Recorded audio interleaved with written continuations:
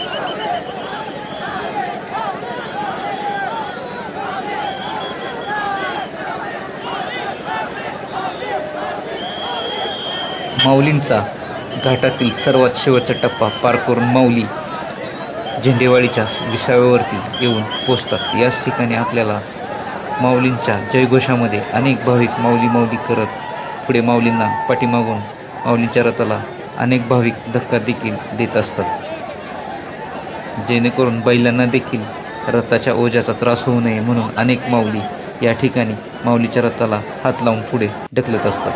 तर या ठिकाणी माऊलींची पालखीचा विसावा असतो.